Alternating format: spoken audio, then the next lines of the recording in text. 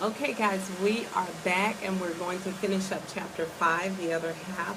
So we're actually now on page 86, telephone solicitation. Look at in that box there. There's a box that gives you some of the Florida law versus the federal law. Make sure you're clear on that. Some of the differences you can see, for example, under Florida law, no solicitation call registry. Federal law, national do not call registry, okay? You see the difference between the two?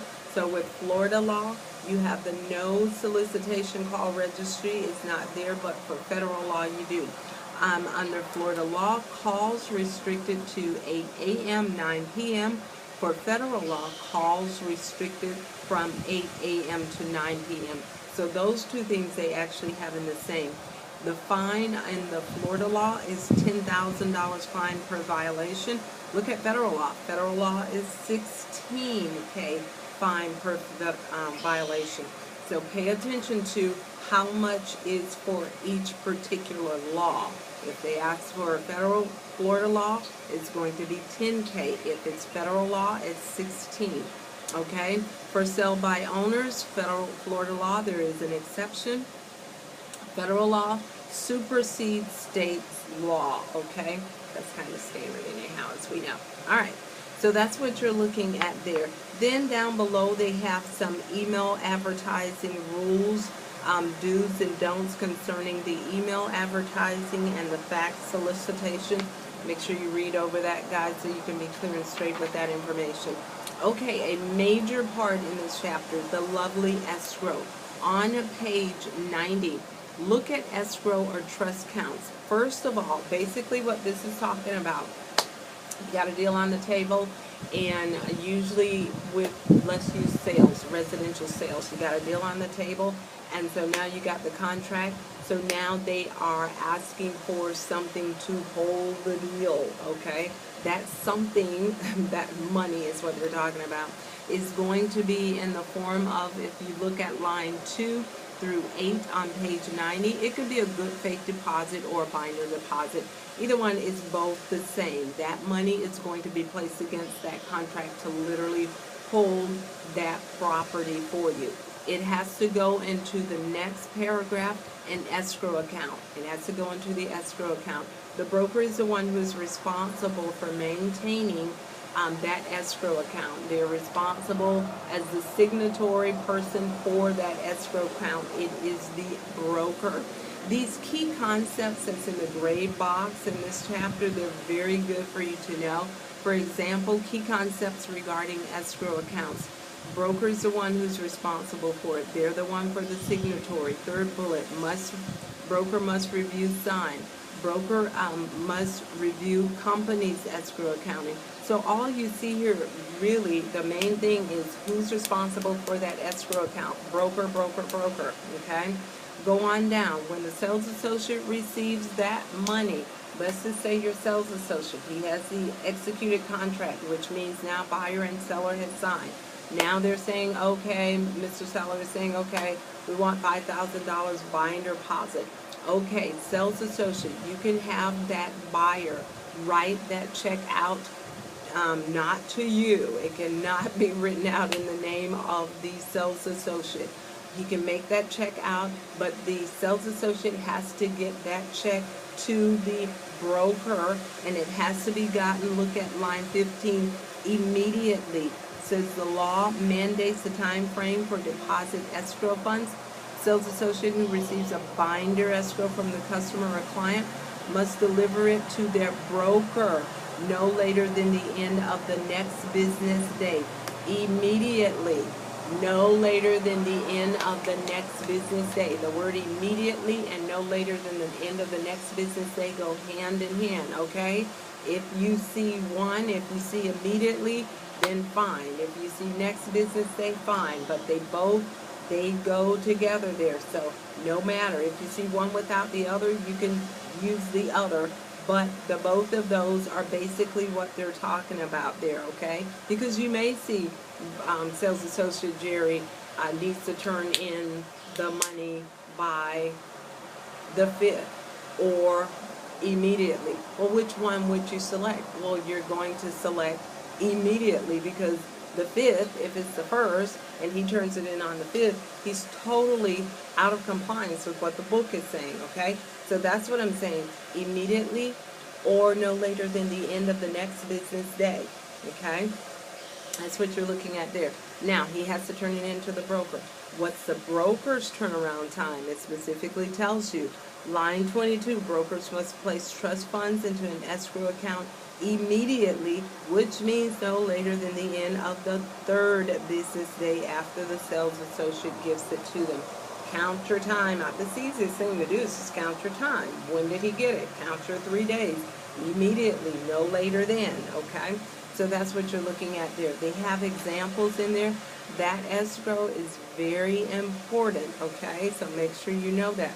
Now, go on over to your next page in the gray box, key reporting deadlines regarding escrow accounts. Important stuff here. It's actually just stating again what you've just read before. First bullet, sales associate must deliver escrow deposit to the broker by the end of the what day? Next business day. What if you didn't see next business day and you saw the word immediately? Would you select immediately? Yes, you would, okay. All right, brokers must deposit escrow funds by the end of the what day? 3rd day. Who is it that has to do it by the end of the 3rd day?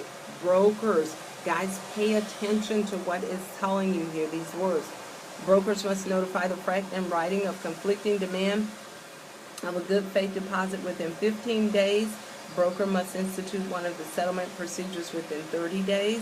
If a broker requires an EDO and the escrow dispute is either settled or goes to court before the EDO is issued, the broker must notify the FREC within 10 business days. Okay, you see those last 3 bullets? Let me tell you what they are talking about. Sometimes after you give the escrow deposit and it's in and everything, you may have the buyer and the seller fussing over who gets the escrow. Let me give you an example.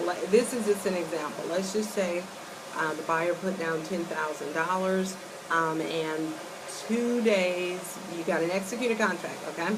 So the seller takes the property off the market, or at least puts it on what we call pending, which means is someone has an executed contract for it.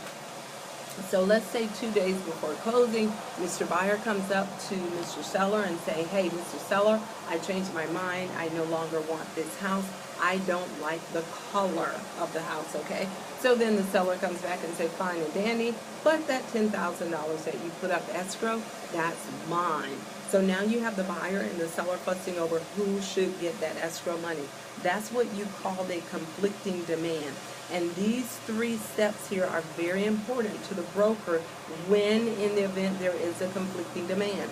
Number 1, broker must notify the FREC in writing within how many days when he has the buyer and the seller fussing over who gets the money. It tells you 15 days. The second one, broker must institute one of the settlement procedures within 30 days. When the broker contacts the FREC and say, hey, I've got the buyer and seller fussing over who should get the money, there are 4 settlement procedures on the next page. They're acronyms stated as MAIL: mediation, arbitration, litigation, escrow disbursement order. Make sure you know all 4 of them, okay? Basically, the Florida Real Estate Commissioners may say, okay, we want you to use one of those. If they do, the broker has 30 days to increment one of those. And that is from the time of the time that the settlement procedure started. Because if the broker notified the FREC within, let's say, 10 days of the settlement of the escrow disbursement and the conflicting demand, and the FREC said, okay, we want you to use one of your settlement procedures, at that point in time, he only has how many days left? He has 20 days left. So the 30 days to use them, you have to subtract the time frame that the broker actually contacted the commissioners, okay? That's what you're looking at for that. And then the last bullet, if a broker requests an EDO letter, which is the escrow disbursement order, and if he settles the matter before he gets that letter, then of course he has 10 business days to contact the commissioners. Those are important. They're further in the chapter. Make sure you're clear with them, you understand them, you need to know. Posted checks and insufficient fund. Post-dated check and insufficient fund on line 34 to 36. Yes, you can accept the post-dated check as long as you get the permission from the seller first. Associates, if you do receive a post-dated check, make sure you tell the broker, Mr. Broker, this check is post-dated. Don't go giving that broker that check. And he doesn't realize it's post-dated, and he goes and throws it into an account, and then the thing bounces. I mean, that's not going to do the company any good, okay? So make sure you notify the broker in the event of that. Over on the next page, they're talking more about the signatory on the escrow account. You should know who's responsible for that escrow account. We talked about that at the very beginning. The broker is responsible for that. Now, there are times the broker may not want to keep an escrow account. A lot of them nowadays in time, they do not. Instead of keeping that, they will use an attorney or a title company. Totally fine with the state of Florida. Over on that next page, we are now on page 92. Look at your line 20 all the way down to line 36. It tells you if they're going to use that title company or an attorney, the thing of it is they have to get receipts. In the state of Florida, our guys are pretty much say that the escrow companies, the attorneys, we have some really sharp attorneys in the state of Florida that we absolutely love. And our escrow companies are very good to real estate agents as well. However, make sure you get that receipt from them within 10 business days. That's what those 3 bullets are talking about. Make sure it's done. Now, going back to if in the event that the broker does decide to keep the escrow account, the way that the escrow account should look, because the broker here again is responsible for maintaining that escrow account, the way that an escrow account should look is like a revolving door of exactly what went in is exactly what should go out. So in your escrow account, if you have a total of $50,000 that came into that account, guess what should be going out of there? $50,000. Now, there is an exception to the rule. Not so much an exception, but if in the event that there is some extra hanging around in the escrow account that didn't have anything to do with that $50,000 check that came in, that could be the amount that the state of Florida allows the brokers to keep in there for maintenance.